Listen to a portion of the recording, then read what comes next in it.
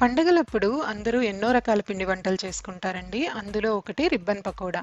ఇది మీరు పండగలప్పుడైనా చేసుకోవచ్చు, లేదా క్విక్‌గా స్నాక్ తినాలనిపించినప్పుడైనా చేసుకోవచ్చు. ఈ వీడియోలో మనం ఈ రిబ్బన్ పకోడా ఎలా చేయాలో చూసేద్దాం. Hi friends! Welcome to Vasantha's kitchen. మా ఛానల్‌ని గనక మొదటిసారి చూస్తున్నట్లయితే పక్కనే ఉన్న సబ్స్క్రైబ్ బటన్ ఇంకా బెల్ ఐకాన్‌ని నొక్కండి. మేము ఇలా వీడియో పోస్ట్ చేయగానే మీకు అలా నోటిఫికేషన్స్ వచ్చేస్తాయి. ఇక్కడ రిబ్బన్ పకోడా కోసం మేము 1 కేజీ రైస్ తీసుకున్నామండి. ఈ 1 కేజీ రైస్కి 250 గ్రాములు సగ్గుబియ్యాన్ని తీసుకోవాలి. పిండి కొట్టించే ముందు సగ్గుబియ్యాన్ని ఫ్రై చేయాలండి. స్టవ్ ఆన్ చేసి కడాయిలోకి మనం సగ్గుబియ్యాన్ని తీసుకోవాలి. మంటని మీడియం ఫ్లేమ్లో ఉంచి ఫ్రై చేసుకోవాలండి. ఇక్కడ సగ్గుబియ్యం కలర్ ఏమీ చేంజ్ అవ్వాల్సిన పని లేదు. కొంచెం మనకు అవి చిటపటమంటాయి. అప్పుడు స్టవ్ ఆఫ్ చేసుకోవడమే. స్టవ్ ఆఫ్ చేసుకున్న తర్వాత ఈ సగ్గు బియ్యాన్ని మనం బియ్యంలో కలిపేసేయాలండి. ఇక్కడ పొడి బియ్యమే కాబట్టి మీరు మిక్సీలో అయినా వేసుకోవచ్చు, లేదా మీ దగ్గరలో పిండి మర గనక ఉంటే అక్కడ పిండి కొట్టించుకోవచ్చు. మేమైతే పిండి మరలో పిండి కొట్టించుకున్నామండి. చూసారు కదా, ఈ విధంగా వచ్చింది. ఆ తర్వాత ఇప్పుడు ఒక మిక్సీ జార్ తీసుకొని అందులోకి ఒక 10 పచ్చిమిర్చిని యాడ్ చేసుకోవాలి. బాగా మంట ఉన్నవి తీసుకోండి, మనకప్పుడు రిబ్బన్ పకోడా బాగుంటుంది. అందులోకి 1 ఇంచు అల్లం ముక్క కూడా యాడ్ చేసి వాటర్ ఏమీ యాడ్ చేయకుండా పేస్ట్ లాగా గ్రైండ్ చేసుకోవాలి. ఇలా గ్రైండ్ చేసుకున్న తర్వాత మీరు ఒక బౌల్ తీసుకొని దాని మీద ఒక కాటన్ క్లాత్ వేసి ఇది మొత్తం మనం జ్యూస్ లాగా చేసుకోవాలండి. డైరెక్ట్గా కొంతమంది పచ్చిమిర్చి పేస్ట్ ఇదంతా యాడ్ చేస్తారు. అప్పుడు మనకి ఆ రిబ్బన్ పకోడా చేసేటప్పుడు అది అడ్డుపడి మనకి ప్రాపర్గా షేప్ అనేది రాదండి. సో ఇలా జ్యూస్ తీసుకున్నామంటే మనకు ఆ స్పైసీనెస్ అనేది వస్తుంది. రిబ్బన్ పకోడా చేసేటప్పుడు ఎటువంటి ఇబ్బంది ఉండదు. ఈ జ్యూస్ చేసుకొని పక్కన ఉంచుకోవాలి. ఆ తర్వాత ఒక మిక్సింగ్ బౌల్ తీసుకొని అందులోకి 1 కప్పు మనం గ్రైండ్ చేసి పెట్టుకున్న పిండిని తీసుకోవాలండి. ఇక్కడ వీడియో కోసం మేము 1 కప్పుతోనే చేస్తున్నాము. ఇంకా 2 టేబుల్ స్పూన్స్ కరిగించిన బటర్ తీసుకోవాలండి. మీ దగ్గర వెన్నపూస ఉంటే వెన్నపూస అయినా తీసుకోవచ్చు. ఇప్పుడు ఒకసారి చేత్తోటి కలుపుకోవాలి.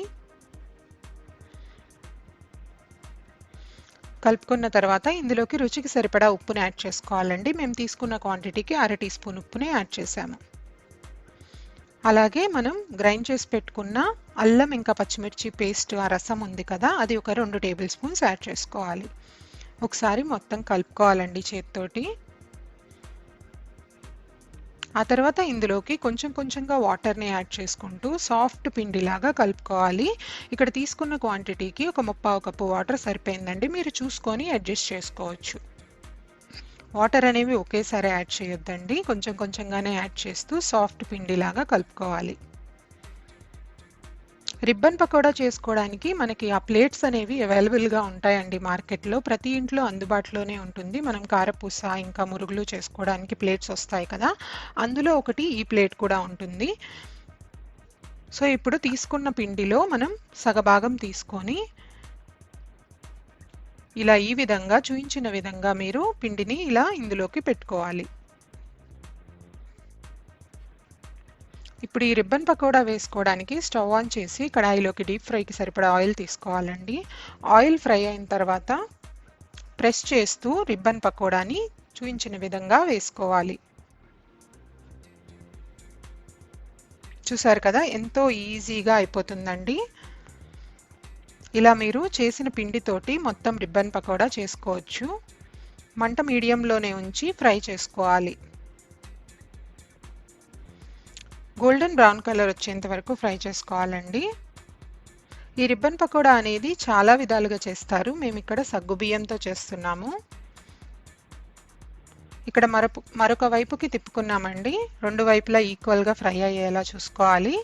ఫ్రై అయిన తర్వాత మనం ఎక్సెస్ ఆయిల్ అనేది డ్రైన్ చేసేసి పక్కకు తీసుకోవాలి. ఈ విధంగా మిగతా రిబ్బన్ పకోడా కూడా మీరు చేసుకోవాలి. అంతేనండి, ఎంతో ఈజీగా రిబ్బన్ పకోడా అనేది రెడీ అయిపోయింది. ఈ పండగకి మీరు కూడా ఈ రెసిపీని ట్రై చేసి ఎలా వచ్చిందో కామెంట్ సెక్షన్లో మాకు తప్పకుండా తెలియచేయండి.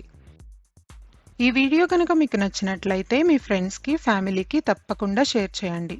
మరిన్ని tasty, variety and healthy recipes కోసం వసంతాస్ కిచెన్కి సబ్స్క్రైబ్ అవ్వండి. Thank you for watching this video.